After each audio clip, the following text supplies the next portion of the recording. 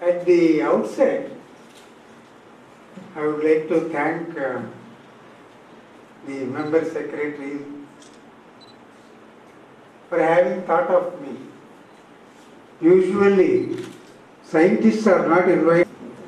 Each one has its own world, her own world.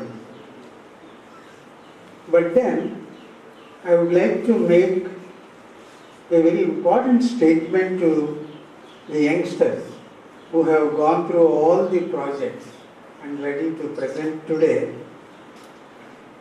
If you look at the various countries that we have today on the world map, and if you are asked to tell names of those countries, but then if you don't stop there and think, what is that made those countries leading rest of the world today? What are the qualities of those countries? How come they are the main countries in the whole world? They are practically dictating terms to all other countries. Those of you who are teachers, I don't have to tell. It is their scientific capability. They make things and they sell those things to the rest of the world. We all buy what they make. If they don't make, they will ask China to make. But China doesn't know the know-how for all of them.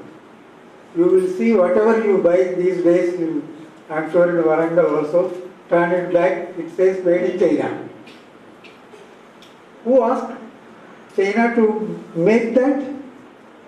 Some other country, which has no time to make things, but knows how to make those things, and some money to that country makes that product for us and sell to the rest of the world. So who is the leader here? The real leader is that country which has innovated things that we use every day. And that is the power of science. Science is nothing but, it's like any other subject, but basically it involves with the innovation, not cataloging things. Cataloging things is one thing, but innovating is different thing. So that is the power. It is not that I am trying all of you to study only science and forget about other subjects. No.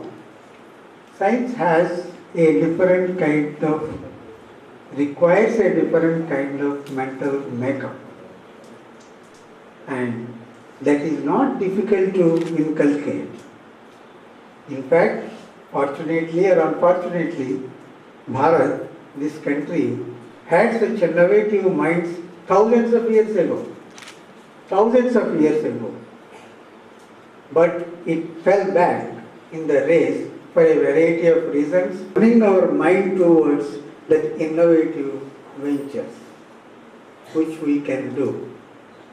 This is all that I want to tell the students who have gone through the various projects, and the important,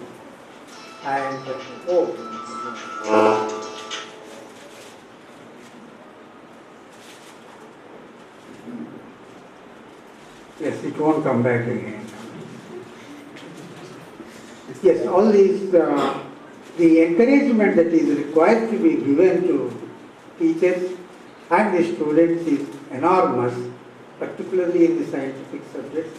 I hope colleges like this and the government colleges and people like Nagesh Kumar, I repeatedly say this because it is at the grassroots level that we have to develop interest in the process of innovation, which would ultimately result in all kinds of development of the country. No matter which field you are working in, it is the scientific way of doing that particular area that is. I have been working for the last 40 years, struggling to understand the aging process. Why do I look like this when I am at my age now? which is quite different from the way I looked when I was 25. I didn't do anything, but somebody else is doing something to me. What is that? Is it the science? I do not know why we don't want girls. Girls are wonderful. I don't understand. But anyway, we cannot control that yet. It is a natural process. But we can control practically everything else about reproduction and having a child. But unfortunately, all my 45 years of research has not fructified yet. We do not know how to control aging, and we do not know how to stop death. This is a great challenge. Some of us have started, and believe me, control our diseases. Sooner or later, we will be at such a situation where you may not be able to control and gain victory over the phenomenon, but you can control it. Already our longevity is improving, definitely because of the health conditions and all. And some of you who believe in Ayurveda, I want to take 1 minute. We did some research in the last 5 years.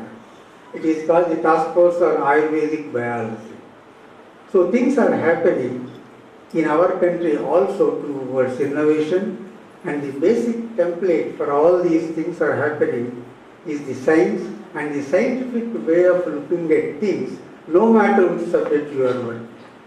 Thank you very much for giving me this opportunity, and it has been a pleasure. Thank you.